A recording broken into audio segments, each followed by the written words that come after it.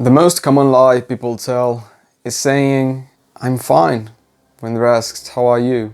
But the second most common lie in games is RNG. Because let me tell you, every game lies to you. Every game has hidden things. Every game says they do certain things, but they actually do not. One example in this is League of Legends critical strike chance, right? It's seemingly just a random number. If you have 50% crit chance, you should crit roughly 1 in 2 times, right? Oh yes, that is correct. And if you play League of Legends, you will notice that yes, roughly you will crit 1 in 2 times. Why is that? Because sometimes you will go 4, 5, 6 auto attacks without a crit, but it generally doesn't happen. And you know why? Because it's tricked with. Critical strike chance in League of Legends does not work with just a random number and just a percent chance. Basically, the way crit works in League of Legends is that the more you crit one attack after another, the lower the chance to crit will be on your next attack. So if you land an attack and it crits, the next attack is not gonna be 50% crit chance. It's gonna be lower, like 30% or something. Same with not critting. If you land an attack and it does not crit, your next attack will have more than 50% chance to crit, because these are assuming you have 50% crit chance. So what other ways do games lie to you? Well, an example on Reddit was with a hand gesture for throwing a grenade, except the grenade throwing did not actually need a hand gesture. The game just told the player, hey, make a throwing action with your hand. I think it was a Wii or a Kinect. To throw a grenade, you just had to press the button on the remote, not do like this and press the button on the remote. And I think that's absolutely genius.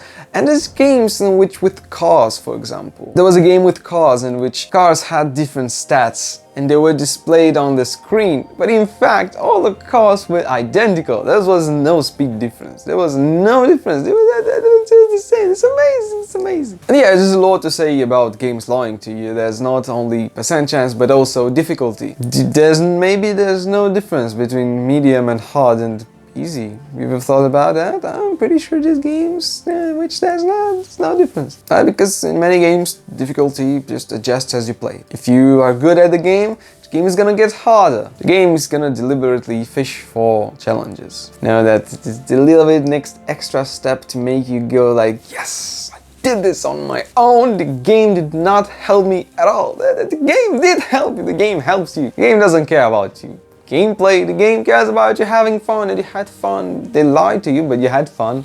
That's what it matters. That's what matters. Second tip on Reddit is actually having a shadow where you're gonna land if you jump. This is very basic. So basically, if you jump in a game, you just have a shadow underneath you which tells you where you're gonna land. A drop shadow. That's basically it. It's gonna help you land jumps and some...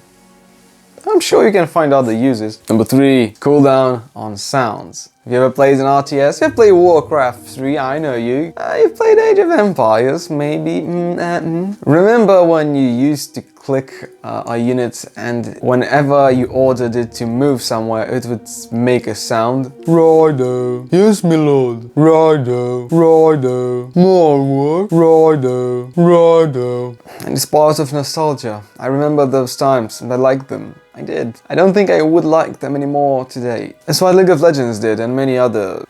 Put a cooldown on those sounds.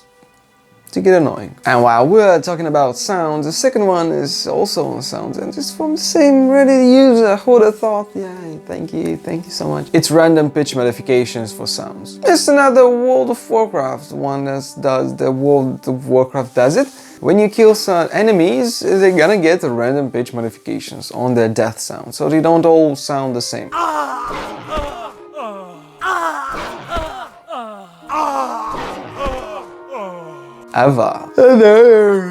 There is a certain satisfaction when the player kills multiple enemies and they all make the same sound. I think that's also something you should consider. Yeah, maybe the sound gets too repetitive, but the player likes hearing the same sound again. It's the sound cue telling them, yes, you did this right. You did it, player. You did it. Before I move on to the last tip on my Reddit, on Reddit, please do hit the like button, hit the subscribe button, follow me on Twitter, share this on Facebook, click the notifications bell, which is right in the middle of there. No, it's there. But your notification is gonna be up. Unless this video is mirrored and it's up there. Follow me, please. The last tip. 10th tip. And this is something I also noticed. So like I'm working on my game, just nothing unusual, and I'm playing other games in my free time, and I have databases and I have a lot of UI, and I'm thinking, hey, hold on a second, how is my game so fast? How does my game load so fast? Like the transitions between scenes, between the menu, between the cinematics, between the town, the combat, it's instant. How is my game so fast? Why are so many games so slow? You know why so many games are so slow? Because they're deliberately slow. Now hold your horses, that might sound bad, and yes, for sure not all games are deliberately slow.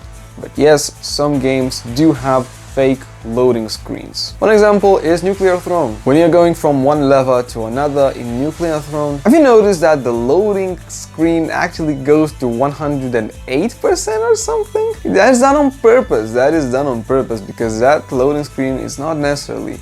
I saw a talk about this from Rami Ismail, creator of Nuclear Throne, saying that I don't exactly remember if the loading screen is not needed at all or it's just way longer than it should be.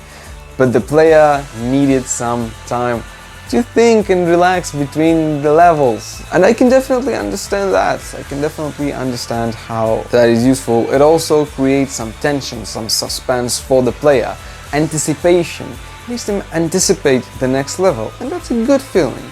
Now, if your game is filled with loading screens, nah, you should probably not have loading screens, but there's a certain feeling associated with the games. Maybe it's just from our generation, maybe the newer generation 10 years from now are gonna be used to not having loading screens at all. But as I'm used to loading screens, there is a certain feeling with waiting for a loading screen to finish and getting into your game. It's a good, nice feeling.